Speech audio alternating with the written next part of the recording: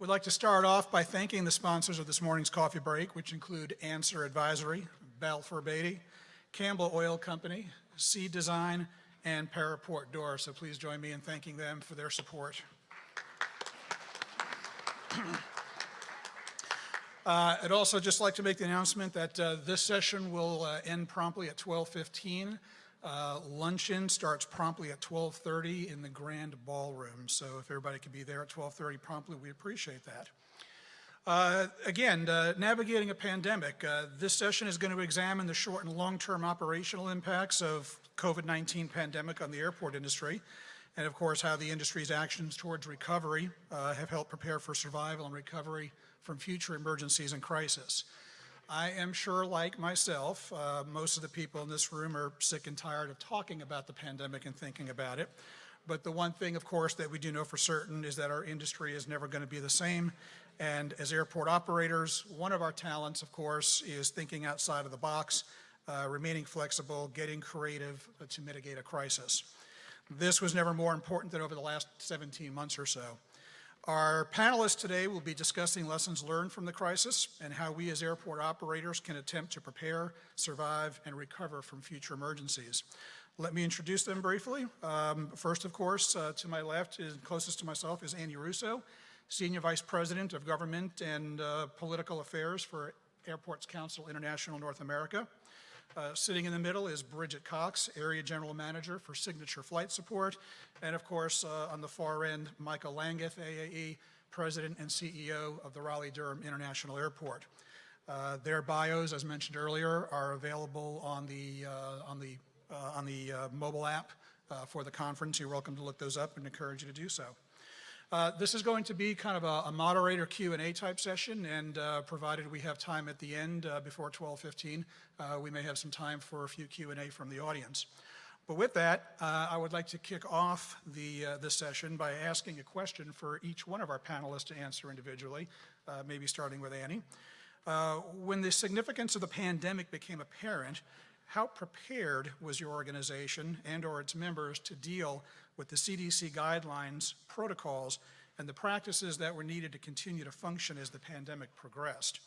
Also moving forward, what additional resources will you now maintain to help mitigate any number of emergencies and crises? And Annie, please start with you. Sure. Well, thanks for having me today. It's great to be here and to see people in person again instead of over a computer screen.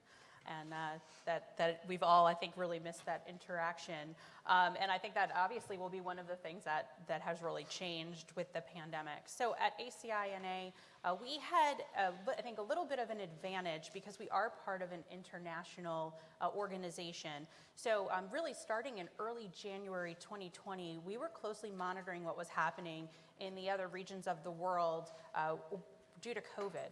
So especially as the Asian marketplace started to slow down and then it spread to Europe, we were carefully monitoring that, and we very quickly started holding phone calls with a lot of the gateway airports in the United States who were starting to see that international traffic drop and paying close attention. So we had our econ team looking at the economic impact. We had our regulatory team talking to the federal agencies. My team for government affairs, we were talking to the Hill. There was actually a Senate hearing held in early March about the impacts of COVID on the aviation industry, and it seems so far and long ago, but there was a recognition that something was going to happen. We, of course, did not know how bad it would be, but because we had laid that groundwork, when March hit, in mid-March, when everything kind of stopped dead in its tracks, we had laid a lot of that groundwork to be able to quickly allow our member airports to begin to have a place where they could go to have those discussions. And there were a lot of phone calls that we did have to make sure that airports were communicating. Because one of the challenges that we were concerned about, and everyone was concerned about, was to ensure that everybody was doing the same thing and that there was consistency across the industry. So the only way that we could really successfully ensure that was by allowing for those conversations to happen. Just a little bit more on, I think, some of the work in Washington being a national trade association and making sure that we were having those conversations with the Hill and with the White House, especially at the time, who they were really taking the lead on the response to COVID. Very early on, because our econ team had been watching very closely what was happening in the other markets around the world, they were able to quickly do an analysis on what the economic impact would be in the short term. And we were able to use that to really start a robust lobbying plan, both at the White House and on the Hill, which led to that CARES Act funding. So, we wanted to make sure we were looking at it from every angle, and we were covering all of our bases, but also providing those communication channels and best practices early on as the new details about the pandemic were emerging for airports to ensure, again, that there was a consistency across the board. Great, thank you, Annie. Bridget? Annie, I want to add to, what you said is making sure everyone's on the same page, right? And so Signature was looking at it more from an operational approach for our business, and making sure that we're all on the same page. We're changing our SOPs, we're changing our services provided, and we're doing that consistently across the network. So our company and our HS&E department created a COVID playbook, which we're now on the 4th iteration of. To make sure that we are consistently providing services, because our doors never closed, our people were always there, for our passengers, and making sure that we're doing it in a safe way and in accordance with CDC guidelines. So that changed everything from wearing masks to social distancing to putting up the plastic partitions. I think we've all seen this. To changing our services and not entering aircraft anymore, not washing passenger dishes. So it was more about that being on the same page and having a plan. We changed HR protocols and created some new processes to be able to track employees that were sick with COVID and their return to work dates, provide information for them if they wanted to go on leave or they were worried about their risk and safety. And then also through our procurement department by leveraging relationships that we've had to get sanitizer machines and masks and cleaning supplies, et cetera, on a large-scale basis to be able to deploy across our network. So it was a lot of efforts, but I think everyone working together and having that consistent message is what really made us successful through a very difficult time. Good. Thank you, Mike. Yeah, so I think I'm going to tell you a story. I'm going to go all the way back to February of 2020. February 2020, from an international standpoint, we had developed 11 funnel airports to flow passengers in from an international standpoint, and they were doing some form of a screening. I think most of it was a kind of a temperature check, and I think 18 months later, I think we figured out that a temperature check probably doesn't work very well. Well, we had a passenger that actually flew in from JFK, had cleared the protocol, landed, and wound up getting sick. Was in one of our family restrooms, got sick, notified us, and at that point in time, we said, where's your origination? Origination was China. Bad day for us. So we started to call the health department and said, so what do we do with this individual? And of course they said, we don't know.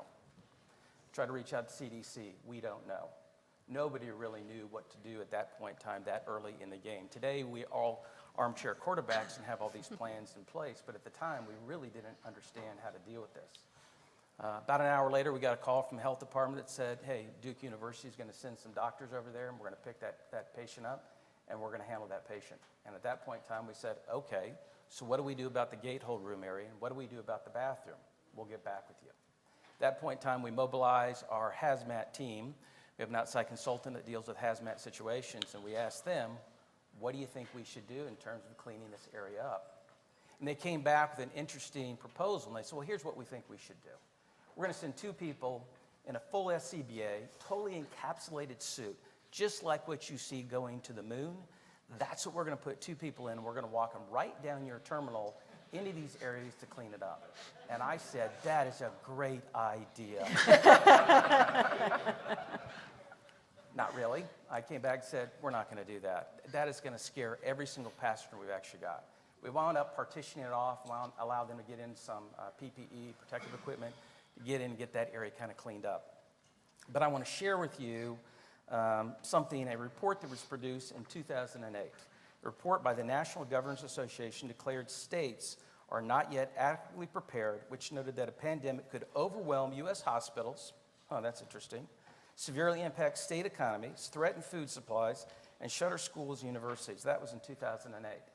So for anybody to stand up anywhere in this country, or the country, state, cities, or airports, and say we were prepared to handle the pandemic, we were clearly not prepared to handle the pandemic at the end of the day. I think CDC has been trying to work through this as best they possibly can, and it is a complicated issue, no doubt about it. But I think the things that will probably stick with us as we move forward, I think the social distancing piece, that seemed to work, and I think also wearing a face mask. And I think we're going to enter another interesting time with this Delta variant. This Delta variant continues to change on us, and I think you could see us all getting back into masks for some short period of time to kind of get ourselves totally inoculated, I think, in this country. But it was a challenging time, and a lot of these decisions were made on the fly. A lot of the airports, a lot of organizations have communicable disease plans. That's great when you have one passenger, maybe even an entire flight, but not every flight that comes into the airport, you've got to deal with it. So I think we're learning as we go. One little note for everybody, we have had great access to doctors from UNC, Duke University, world-renowned doctors that deal in this area. And one of the things they told us is, this is the first pandemic, there's another one coming. The next one coming, they don't know if it's in 24 months, 5 years, or 10 years, but there's another one coming. And so I think we need to learn and make sure we got plans and protocols in place to handle the next one, so we don't come back here and say, when a report that we did in 2021, we didn't change anything and didn't do anything different. So that's a little bit about from our perspective. Great. I didn't believe you when you said you thought that was a great idea. You like You that? guys either, by the way. That's leadership right there. Annie, my next question really is specifically for you. Early in the pandemic, ACI created the Airport Industry Recovery Advisory Panel, which was designed to help provide the industry with valuable recommendations for short, medium, and long-term issues that were evolving as a result of the pandemic. Given where we are today, what do you consider some of the more significant current issues, and what long-lasting effects does ACI see in the ongoing relationships that airports have with their airlines, tenants, and other service providers? Sure. Well, thanks for that question, and I think it really dovetails nicely in what Mike just said about not really having plans and not knowing what everybody should be doing, and that consistency again being so important. So we created the AirApp panel and took experts from each of a variety of different fields through our committees and got them all together, and they were meeting quite often to come up with best practices that could be shared across the industry. So some of the outstanding issues that remain, certainly the full return of travel, and especially for business and international travel, remains one of the key issues that we are working on a daily basis. It's encouraging to see many of you in the audience. Obviously, there's some return of business travel, but especially now due to the Delta variant, again, we're seeing holds put on international travel, and that's certainly worrisome for the full recovery of the industry. And part of the key, I think, to really getting that return to travel becomes about really an issue of technology. And how do we integrate technology into the airport passenger experience? How do we use it for health identification, for a proof of vaccination? What are the standards? How does it work? How does it work from an airport perspective? Oftentimes, things are only looked at from an airline perspective. What role does the airport play in that? What will work well? What's the responsibility? And again, what other forms of technology can we really use to help with that process to ensure when there is another pandemic? And I'm not a health expert, but it seems to me like it's really possible. Again, how do we ensure that we are modernizing facilities and have that type of technology for a touchless experience, or just one that we can help prepare for the situations better in the future? And it's a great thing that they don't have lobbyists like me working on this, but we actually have experts doing that. The other thing that this group has really looked at is, again, that consistency of policy. Face masks being a big policy. We're one of the first organizations to call for a federal mandate. I know, very controversial now, very much a political issue, but at the time when we first called for that, early on in the pandemic, it was because there were different face mask policies around the country, and that was really confusing to passengers. Also, now there's different vaccine requirements and proof of vaccination. Broadway is instituting, you got to prove that you have your vaccine in order to go to a show. We'll see more of this. So that's confusing to passengers. That's a problem for getting people to travel. What role can airports play in ensuring that there's consistency across the industry, and what should our role be? So it's great to have this group to be able to make those types of recommendations, which then goes to our board. And then I think the last thing, so much talked about, not just impacting the airport industry, but workforce and staffing issues is something that this group is really working on. And again, will have a more lasting impact. But we really, I think, during this time, have very much improved our relationships that will last a long time with airlines and concessionaires and our other tenants. Again, speaking from the trade association, so more of a national level, especially in my job lobbying the Hill and working with agencies, we were working really closely with the airlines and A.A.E, their trade association, with lobbying on the Hill, ensuring that there were consistent messages. We were certainly supporting some of their requests for COVID relief funding. They were supporting the airport requests, certainly knowing that we both can't survive without each other. It certainly worked very closely with A.A.E, the trade association for the concessionaires, on some COVID relief funding for concessions. That was something that we were working with them on for many months, and it finally happened in the last bill. So lots of good relationships that I think were already there, but are better, and a better understanding of the business on both sides to ensure that those messages are seamless, and that's a really important piece of working in Washington. All right, thank you, Annie.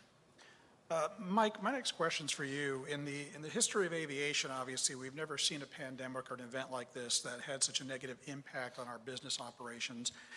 As we all watched employments drop, some 96%, over the prior year's numbers, obviously we all had the same question about when we're going to recover. For most of us, the largest expense is people. So as the CEO for Medium Hub Airport, walk us through what you were thinking as we went into this. I got in the wrong career field. That's what I was thinking. I got to be honest with you. Yeah, so let's kind of start again. I'm going to get you back in kind of the February of 2020 timeframe.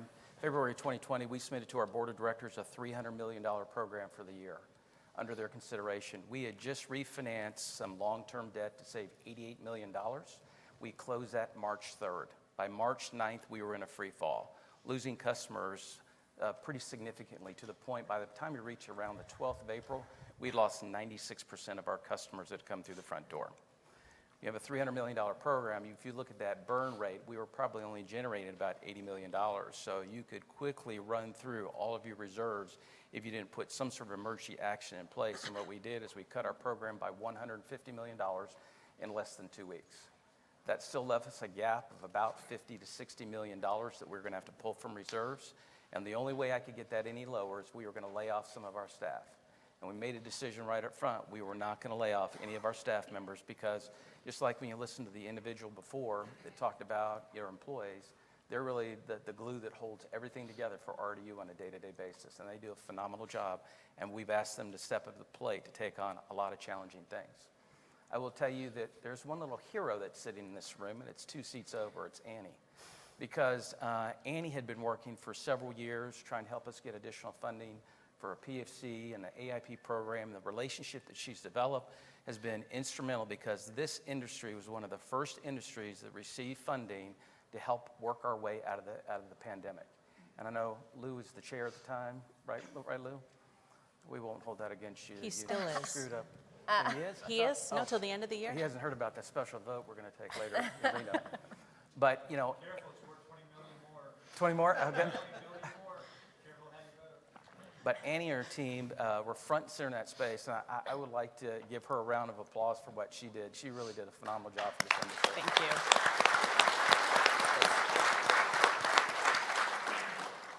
So we cut the program by $150 million.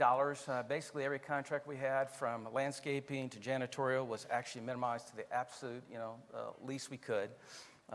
We started to figure out, so what do we do with all of our employees? What do we do with our traffic control officers? What do we do with our police officers? What do we do with all the extra staff? When you only have 4% of the customers coming through the front door, you don't need 375 people full time. So what I did is I developed what I call an Operation Clean Sweep. And I know the staff didn't like that, because they thought that the tone of that was, you're going to sweep people out and they're not going to have a job. I said, no. This is going to be a focus on things that we haven't had time to do, whether it's policies and procedures, or cleaning things in the facility, picking up trash, taking over landscaping duties. I will tell you, our executive team, we've got plants that are in Terminal 2 and Terminal 1. we became the green thumbs, and we wound up watering those plants to keep those alive. Now, I will tell you, they look pretty desperate by the time we're able to reissue the contract. But the team did everything they possibly could, and we wound up getting about 150 people in our organization of a 360-plus person organization volunteer to take on some additional activities, plus what they had to do from a day-to-day basis. And not one time did they ever complain, not one time. We did that for about 90 days, and we decided that this is probably going to be a little bit longer, a little bit more permanent. We're starting to see some recovery in that kind of June, July timeframe, but it was really dominated in the Florida markets where people were starting to travel. We just didn't see it. We're kind of a 50% leisure, 50% business. We really saw very little business come back, and the leisure was a little bit slow to come back for us as well. So in that July timeframe, I was probably still at about 20% of 2019 levels. So it became challenging. So we decided to kind of reorg, a temporary reorg. Didn't know how long that was going to last. Took about 40 people and repositioned them throughout the organization, take on different tasks. One of the things we had to do is we had to mow the grass. So we took traffic control officers, and they were now mowing the grass. We had to assign people to actually clean buildings. All of our admin buildings were cleaned by the people that actually worked in those buildings. It wasn't outside consultants. Those are the things we had to do. But it was incredible to see the team come together to deal with this pandemic as we were trying to figure out on a day-to-day basis in terms of what it kind of looked like. You know, it was also funny during this period of time. I remember, if you think about April, May timeframe, CDC would come out with guidance. Everybody wear a mask. Then another day it was like, no, you don't need to wear a mask. Well, then it came out and said, well, maybe you need to wear a mask. And I can just imagine what that kind of boardroom looked like with all those doctors at CDC trying to figure out what the next step was. And somebody came with the idea, well, if we don't know what to do, what should we do? And somebody probably said, well, let's just send them home. And we sent everybody in the country home. Is that crazy? That's what we wound up doing. We literally shut down the air transportation system in this world. In April of 2020, 65% of all commercial aircraft, not flights, commercial aircraft, were sitting on the ground at the exact same time. Never happened before. But we are on a road to recovery, and that is a good thing. But it was extremely challenging trying to figure out how you balance the financial piece, how do you deal with the concerns of your employees, and how do you make sure you've got a strong business plan for recovery. It was a challenging time. Thank you. Bridget, your turn. Bridget, while most of the industry attention, obviously, on the impacts of the pandemic on airports, obviously have been focused on commercial service airports, we obviously cannot forget that there are more general aviation airports in this country than there are commercial service airports, probably well represented by the people sitting in this room right now. These facilities obviously are critical to the role they play in the national airspace system. They were also impacted substantially by COVID-19, but not necessarily received the public attention of the impacts that air carrier airports had. Can you provide us with some insight as to some of the long-lasting impacts in changes in customer experience, as our ex-Disney guy spoke about quite a bit this morning, and that your company endured at these general aviation airports, and what long-lasting impacts you think will be experienced at these facilities? Yeah, so from the GA side of things, right, I mean, I think everyone at once was experiencing exactly what Mike described, right? 96% drop in aviation traffic, everyone staying home, nothing happening. But then around June, July timeframe, everyone's at home. So we've got leisure traffic picking up, you've got small aircraft owners starting to fly. Actually in Winston-Salem, our operations counts, I think we're about 80% of what they were in 2019. Now our volume wasn't there because it was the small piston aircraft going around flying because they had more time. They were at home. So we saw a different side of recovery for sure, and a little bit quicker. We've also seen, we've kind of gotten to showcase the reason why people want to fly private or use general aviation, which is private, safe, secure, right? So people who are afraid to travel or needed to do so look towards general aviation options. So we saw that with families taking pictures in front of the planes and selfies because they've never done this before. And we've actually gotten to hang on to that traffic a little bit. Annie talked about how we don't have a full recovery of corporate travel, of business travel yet, which we don't. We haven't seen a full recovery of international traffic at all. But as a whole, Signature is outperforming 2019 numbers because of that leisure traffic. So I guess we get to be a little bit of the silver lining for some of it. But that also gave us the opportunity to showcase, why our services are important and what we can do. I mean, we had the same things, face masks, social distancing, et cetera, but we still had to provide that first-class level of service to our customers. So how do we do that in this new environment? Actually, Mike, I'll give you a little shout out from Fayetteville, sitting in the front row. His team decided to, instead of your regular tape lines 6 feet out from our front counter, they made runway hold short lines with little airplanes coming up to it. They had fun with it. They were trying to still engage our customers and our passengers. We actually shared that with the network, and everyone ended up using that at their locations. So it was trying to figure out new ways to engage our customers and keep those new people that are flying here. So I think that's probably the biggest major change that we've seen is a new introduction of customers that haven't used us before, and hopefully we can hold on to that. Great. Next question is for each of you. I'm going to ask each of you to answer this one individually, and this kind of circles back around to something that Mike Landguth mentioned earlier. Like many organizations, airports and the aviation businesses and organizations quickly jumped on the video conferencing bandwagon during the pandemic. Zoom, WebEx, Teams, and other platform names started becoming common words in our daily vocabulary. I was personally familiar with Zoom and WebEx, but couldn't figure out before the pandemic how to get on or off or use it in any way whatsoever, but consider myself an expert now as long as it's just one click. The industry, like others, also shifted gears to varying degrees in allowing work from home for those employees whose non-essential nature did not require their physical presence, on the airport or in their office. Will or has your organization returned to any type of pre-pandemic nature, or will it evolve post-pandemic in allowing those employees continued remote work environments on some level? And what benefits or problems that each of you see or experience that will influence your decision or have influenced your decision in that sense? Danny. You want me to start? Okay. Sure. Well, so again, I'll speak from a national trade association level, so not the it might handle the airport level, which I think is a little bit different. So we obviously, DC government closed down the city pretty much. So we all went home to work and quickly figured out, though I had some bumps with WebEx, quickly figured it out, and I think we've been incredibly successful at working from home.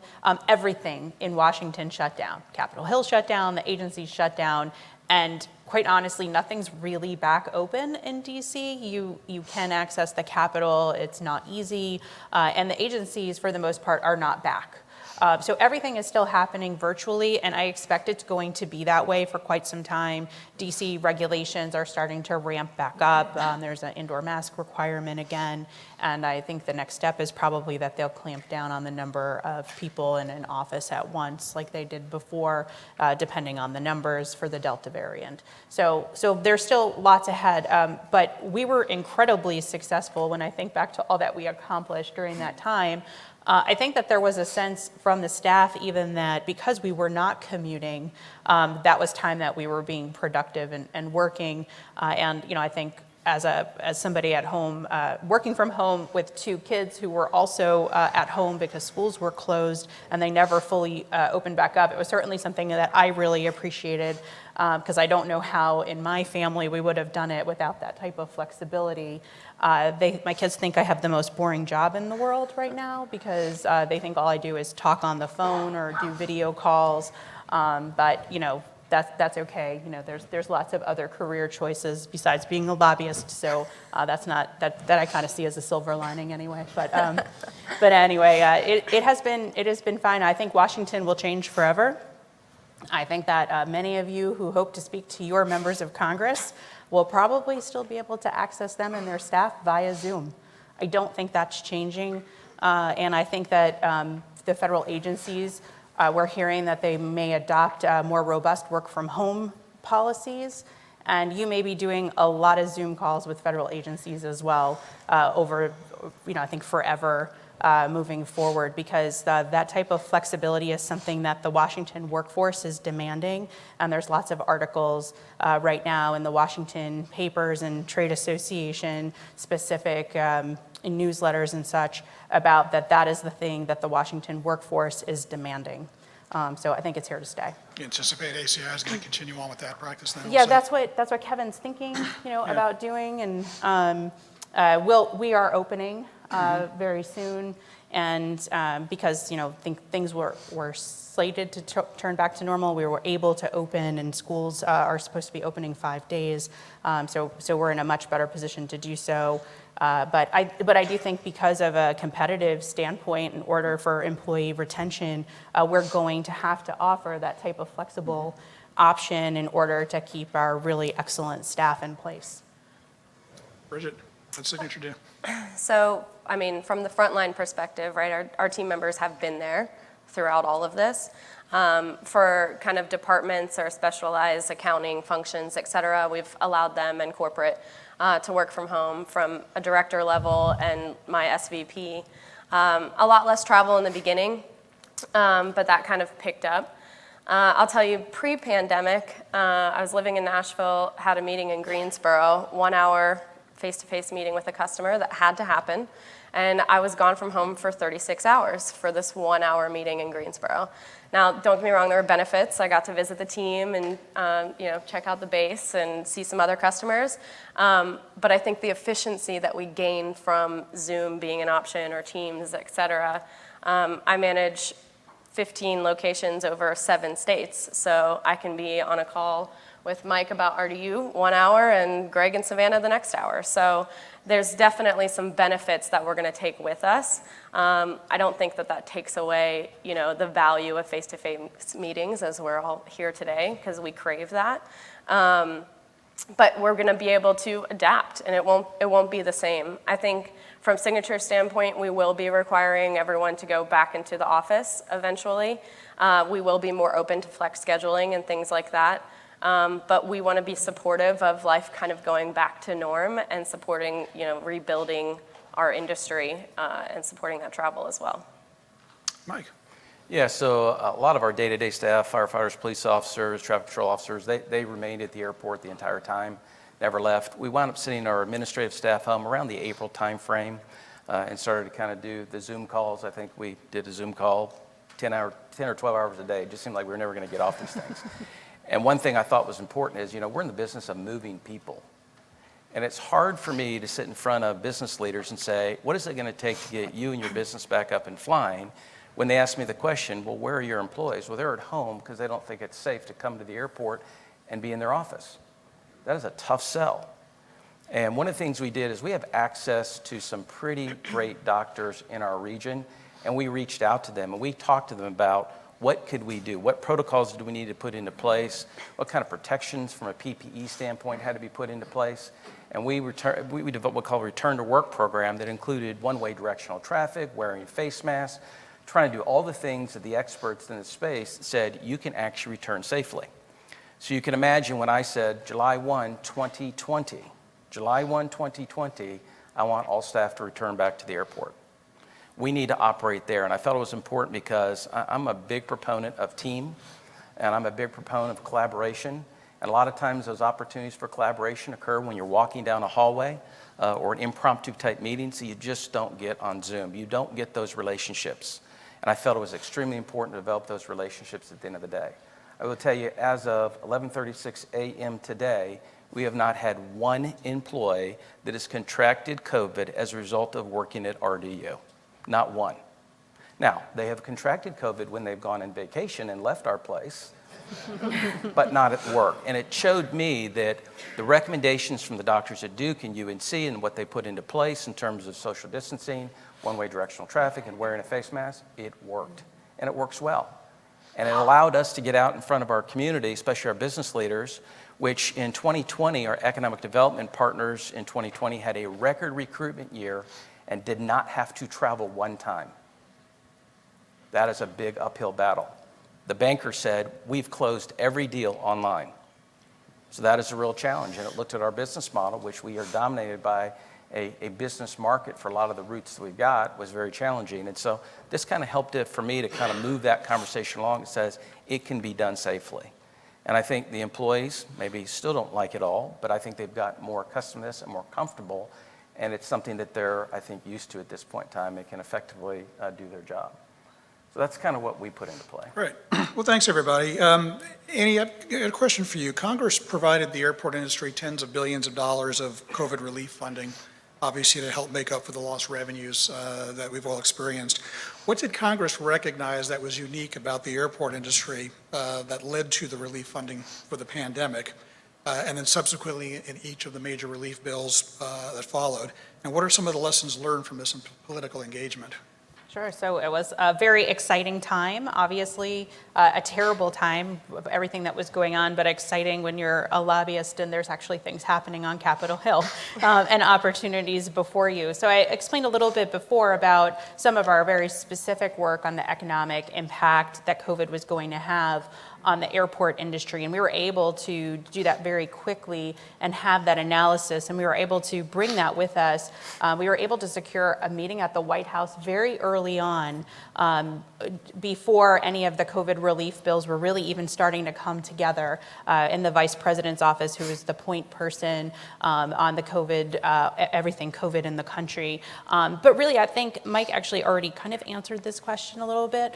One of the things that we have been doing for a really long time is helping airports convey a message to their members of Congress about how airport financing and funding work. I'm not, for all of you that work in the industry, if you've never worked in another transportation sector, you may not realize that airport financing is so much more complicated, in my opinion, than some of the other modes. And it's just something that members of Congress and their staff don't always understand. Even, unfortunately, you know, we'd like to think everybody's an expert on it, even if they're on the relevant committees, but they're not, and we shouldn't expect that they are. So all of that work that had been done really on the PFC is what it was about for years, wound up helping us with COVID relief funding, because I do think that Congress really had a much better understanding about airport financing and funding and how it all worked. And because the PFC is passenger-based, when you have no passengers, I think Congress had a better understanding that there was no money coming in. Everything had stopped. And certainly, I mean, I would be sitting here and I wouldn't be truthful if I didn't say the airlines were also out there screaming because they didn't have any passengers either. So certainly the airlines saying it and us saying it, that those two voices together really helped the aviation industry secure a lot of money, especially in that first bill. So we were able to walk in with an economic analysis showing exactly what we expected the losses to be. And our first one, I walked into my office, because we've been closed for a while, a long time ago, and on my desk was the very first economic analysis, which was $3 billion. Today it's 40. So, just to think about like the magnitude of that is huge. So the very first one was 3, and then very quickly our econ team is updating that on a daily basis, and those numbers are going up, up, up. Our original one that we went into with CARES was about 10. So, that helped tell a story. Airports told, that story that Mike just told about RDU is the story that every airport was telling. How it was going to impact them, what they were seeing, what they had done to reduce their costs, what costs were going up because of all the cleaning measures, how difficult it was. And by the way, members of Congress having to travel back and forth and seeing empty flights and nobody in the airport and concessions being closed, that also had an impact. And all of those things came together, and we were able to secure that funding in the CARES Act, and then kept that going. And because the numbers keep going up, the losses keep going up, keep telling that story. When the second bill came together in December, that was a bit of a rocky road, but it finally came together, and we were able to get some more money, and then most recently through the American Rescue Plan, able to secure the rest of it up to $20 billion. So, I mean, a huge deal, saves half of what we expected we needed. And I think that, we've heard from many airports that without that funding, things would have been a lot worse. And Congress recognized that. And I think that really because of all of that work and that recognition, and I also think that there's a better understanding and appreciation for the economic role that airports play in communities, that certainly is the lasting impact, and one that I am hoping they don't forget about, because next year the process starts for FAA reauthorization. So, we're working on building on that. We've been doing that with this opportunity through the bipartisan infrastructure plan that passed the Senate yesterday and now heads to the House for their approval. And that's another $25 billion for aviation, 20 for airports, 5 for air traffic control towers. But I think all of this work that we have done over a really long period of time has finally resulted in something.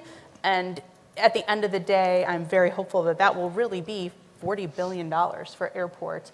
Not the way we ever expected it, and maybe not the way we would have really liked it ultimately, but nonetheless, that's a huge amount of money, and we have had so much success, so much more than other industries, and I think that's something that I'm very personally proud of, but I think as a team at ACI, we're incredibly proud of, because we realize what that has done for the industry. Lou likes to say the color of money is green, regardless of where you get it from. Lou needs money for a terminal building. He'll take it. We'll take it, right, Lou?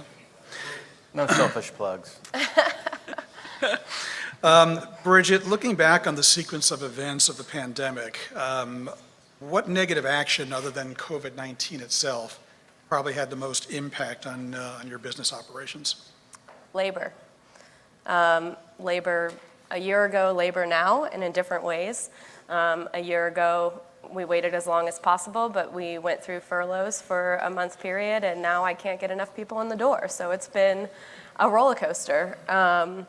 I think we've adapted well, but it's been a big challenge for our teams.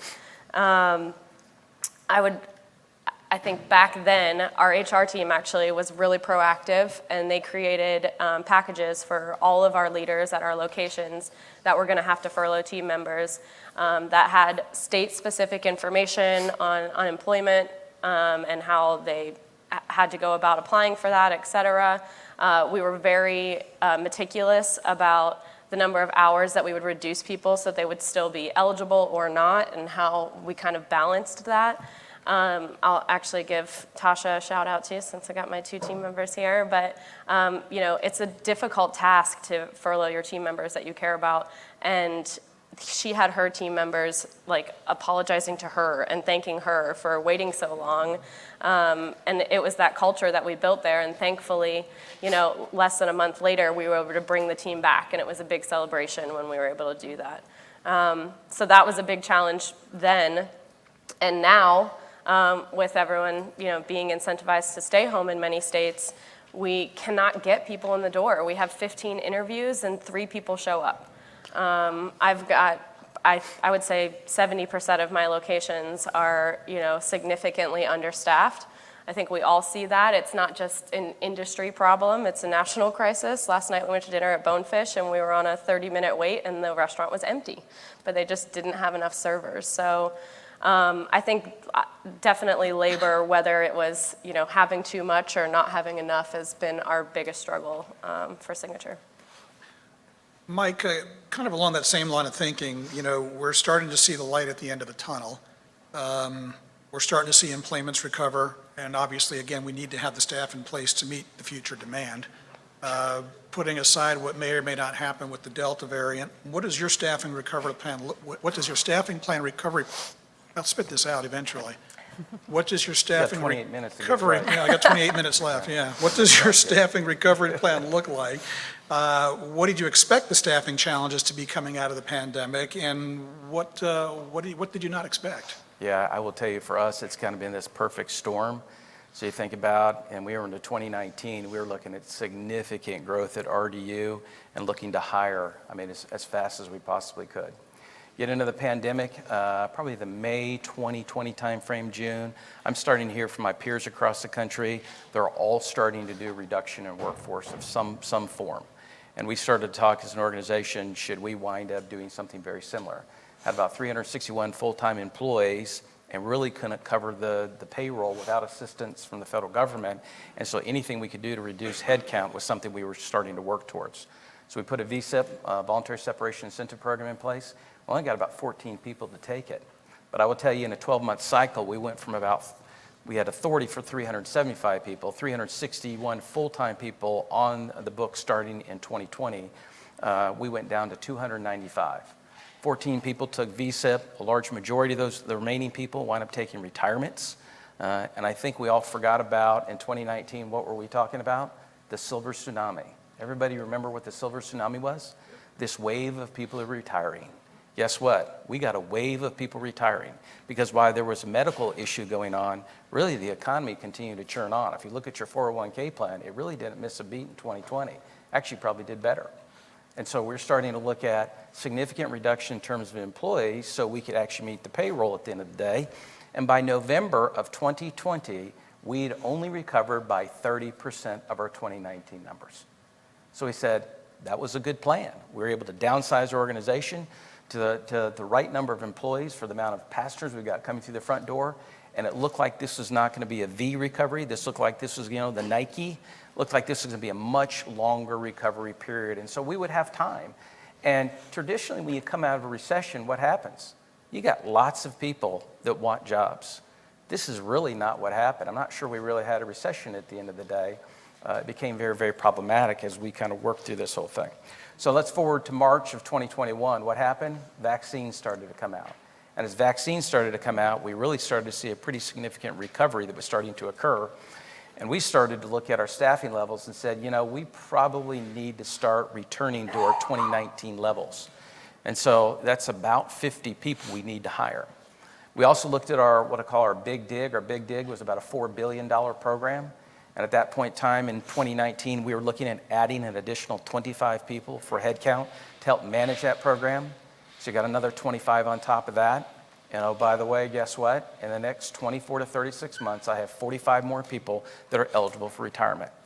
So I went from, in early 2020, a panic trying to figure out how I could right-size the organization, got it done in about 6 months, right-sized it, only to turn right back around and now have a need for probably the next 24 to 36 months to hire over 100 people. That's not funny. It's really not. It's kind of scary, Scott. So you think about this, national labor shortage. If you think about vocational skill sets, contractors are out there that do work on your airports. We've got challenges hiring vocational skill sets, firefighters, police officers, plumbers, electricians. There's a national shortage that doesn't have anything to do with the pandemic. And I'm not sure the unemployment benefit, simply removing that, is going to solve that problem because there's not a big pipeline. There's more people retiring that are actually coming into the system, and there's even fewer people that are retiring in those vocational skill sets that are going to be backfilled. There's a significant labor shortage. Salary escalations, significant salary escalations we're starting to see. Give you an idea, bus drivers, we were probably $12 to $13 an hour in 2019, 2020 timeframe. In order to get bus drivers, we had to, in an emergency contract, had to pay $25 an hour. The market rate went from $13 up to about $18 to $19 an hour. That's just bus drivers. Janitorial contracts we've had to move up the wages. Bag jammers had to move up the wages. Just about every single service contract we've got that provides work, wages are going up, and I'm not sure that we're done. The other piece we're concerned about is inflation. What is inflation going to look like? Some people are projecting between 5% and 7% inflation increase. Okay, great. Well, what if you give your employees a 3% to 4% increase in salary? They've just lost in terms of their overall compensation, and there's fewer employees to perform the job. You're asking them to do more. How do you cover that at the end of the day? And of course, what's happening in North Carolina? It's a great story. Significant economic growth. Apple's coming to town, Google's coming to town. I can't tell you the number of technology companies that are coming to town. It is a great thing. But it is pushing salaries significantly and very fast. So you got inflation concerns to worry about, plus you got limited resources out there in terms of overall staff from a recruiting standpoint. So what do we do about that? Well, we've got a very good team, got a great HR team. They've started to prioritize all these recruitments. We've gotten authorization from the board to go out and I think hire about 55 people. They've also put under contract multiple different consultants, HR consultants that have different specialties. So you might have an HR consultant specialized in recruiting for firefighters or police officers. Another one that specializes in professional skill sets. I think we've got 5 of those contracts.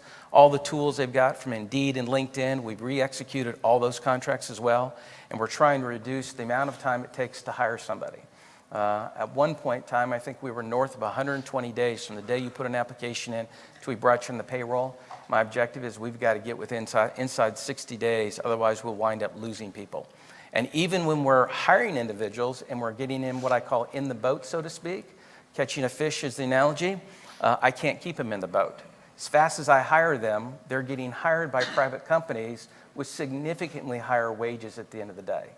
So as fast as I can put people on the payroll, I'm starting to lose through attrition, through retirement. And oh, by the way, there's quite a few people that are in this industry in 2019 that don't want to be in this industry anymore. They don't want to work here. They don't feel comfortable. And so the population that's available continues to be even smaller as we kind of move forward. And of course, we're looking at salary increases. So we're looking at salary market analysis, try to figure out what we need to do. Got to combat, inflation, got to combat the fact we're asking employees to do more. Got to combat the fact that the market prices are going to continue to go up. It's going to be extremely challenging. And I think one of the things I've asked my team to do is in every place you can possibly find to automate the work that we do, we need to figure out how we automate as quickly as we possibly can and be less dependent upon headcount. One good example, I don't know if she's here today, but we're looking at autonomous vehicles for our busing operation from one of our economy lots. That will take some time to develop, but that will eliminate that labor issue that we've currently got out there from a busing standpoint. And again, I don't think this is short-lived. I think this is a longer-term issue we're going to have in terms of overall staffing, in terms of what we've got. So what did we learn as a result? I think as after most recessions, labor was not a problem. It is a significant problem.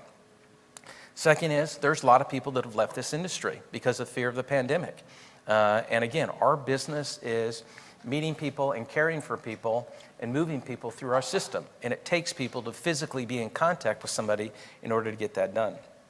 The unemployment benefits, I don't think that's going to solve, if that gets removed, I don't think that's going to solve all of our problems. It has amplified the national issue that's in play, but I don't think it's going to completely eliminate. She's not going to be able to, the next day, have full staffing, nor will we. I think also we have an explosive economy in North Carolina, and that is a great thing for all of us, but it's also going to put pressure, I think, on wages. And of course, let's not forget about the silver tsunami. In our case, I've got 45 people that are eligible for retirement. And I tell them all the time when I walk by them, those folks are eligible, I said, don't make a bad decision. Don't make a bad decision. You need to continue to work. Stay here with me. It's a fun place to be. But that's kind of what we learned from that, Mike. I'm going to look at John Kuhn for a second and put you on the spot because I don't think that the 60 days you mentioned, especially as it relates to the trade skill jobs on our staff in Asheville, if we have somebody walk through the door that we like and we don't jump on them immediately and have them hired, drug screened, and basically being onboarded within about 2 weeks period of time, we've lost that opportunity, haven't we? Yeah. It's happening fast. Great, thank you, Mike. Bridget, what was the single most effective tool that helped Signature make it through the pandemic? Well, I'm going to channel our ex-Disney guy and get a little mushy, but I truly do believe it was the culture that we have at Signature. It was the family-like environment that we've created at each one of our locations and throughout corporate, and genuinely caring about one another. And knowing that through all of these hard decisions or changes in jobs and asking people to clean or paint or do landscaping or whatever it is, that we came together and we did that together, and we still did it with a smile on our face.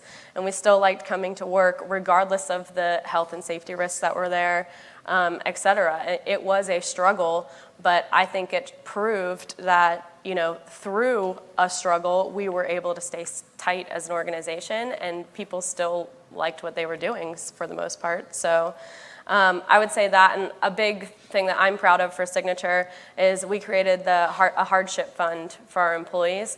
At the start of the pandemic, all of our senior leadership team took pay cuts, and those funds were allocated into this hardship fund. Any employee in Signature was allowed to, able to donate to the fund as well, and Signature would match all of those funds. And last year, we gave out $360,000 to 170 team members across the world, 2 of them being in North Carolina.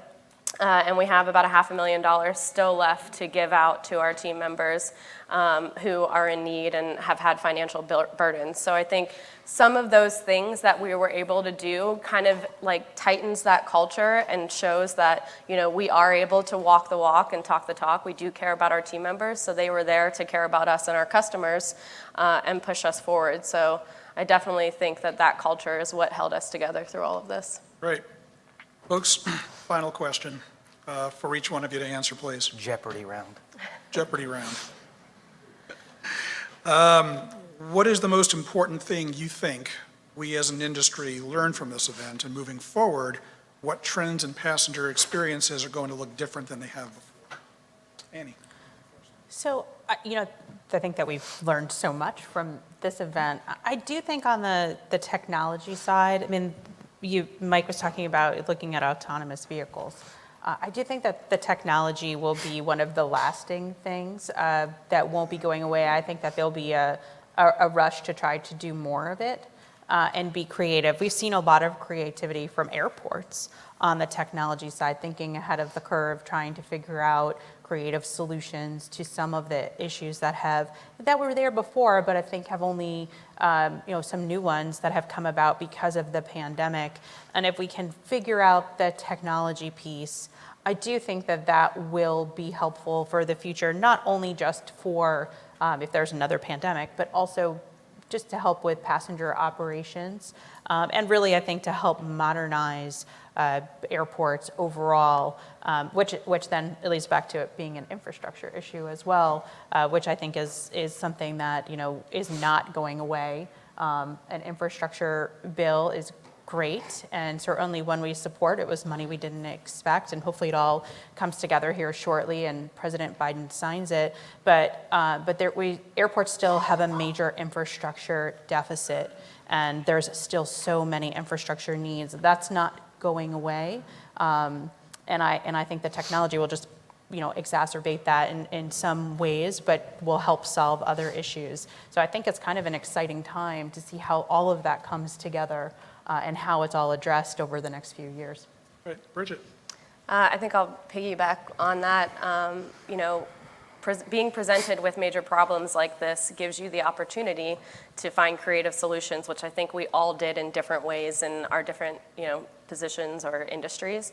And it's holding on to those. It's holding on to those best practices. It's holding on to those efficiencies and evolving and pivoting and being better than we were before. So I think looking at that from a positive perspective and, you know, changing the way that we do things and not going back to how it was done before is going to make us more efficient and better moving forward, leaning on the technologies like Zoom, et cetera, to be able to get more business done, but also, again, keeping that value of the face-to-face interactions. I think it's not about going backwards, it's about going forward and what we can take doing that.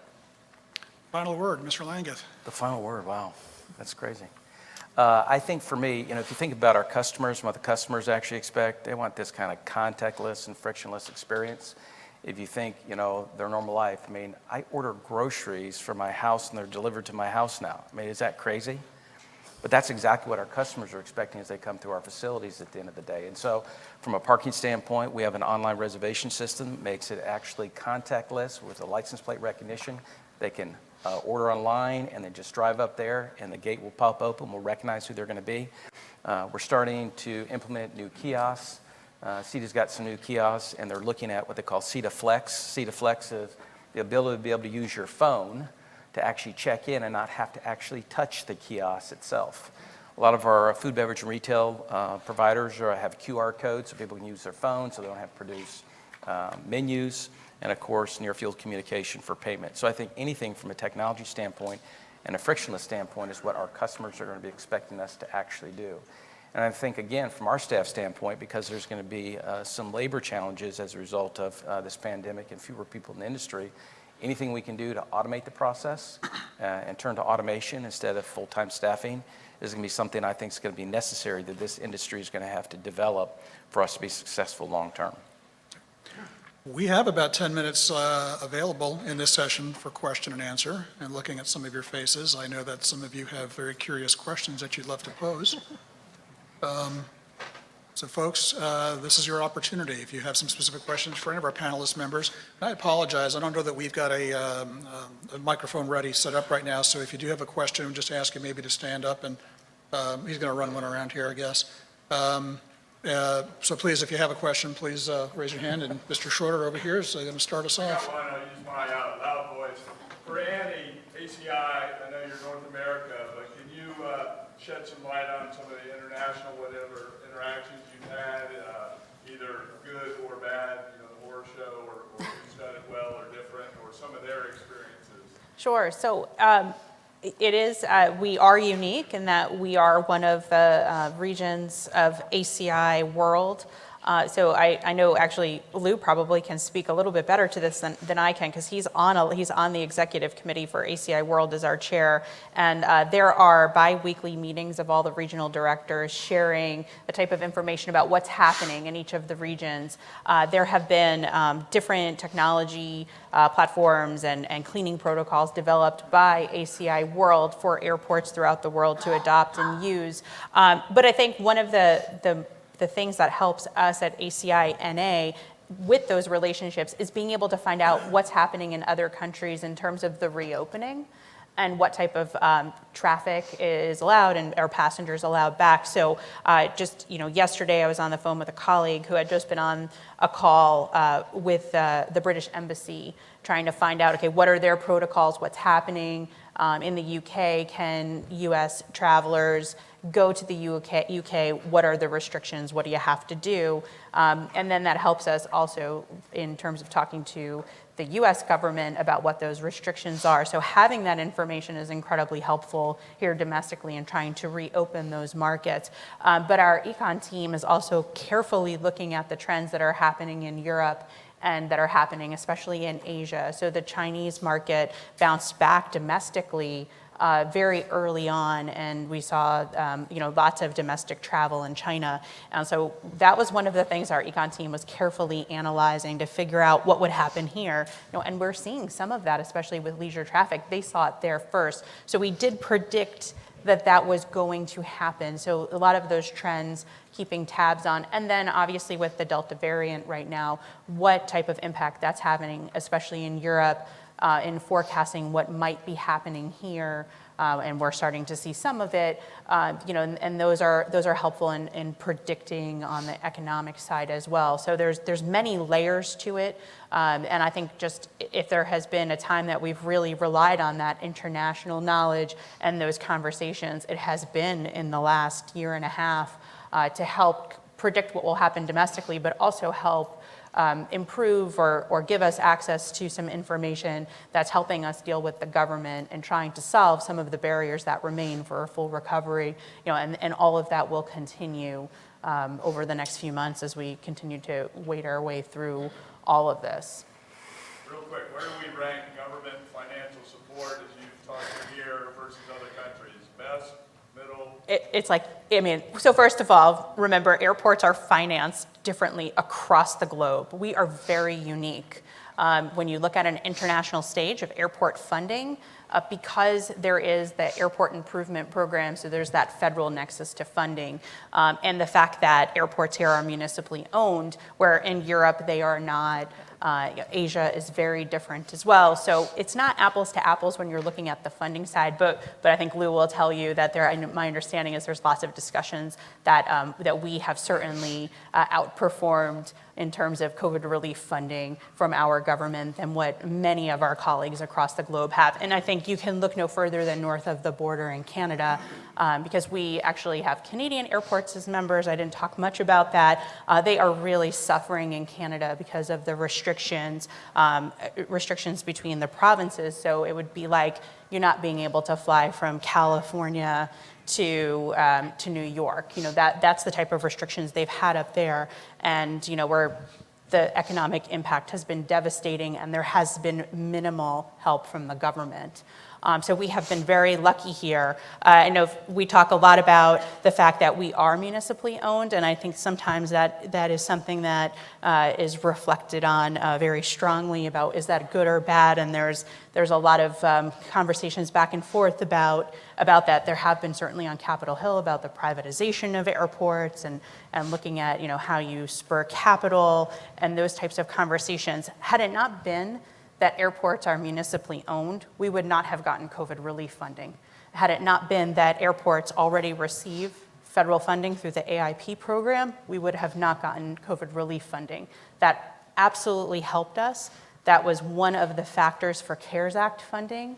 And had it not been for those factors, we would have gotten $0. So that actually wound up being to our benefit. And I think moving forward, something that airports are going to have to think about as those conversations ramp back up, and they always will, about private capital, about privatization of airports, to not forget this time. Because of that nexus, it helped us, and it helped us outperform our counterparts around the world.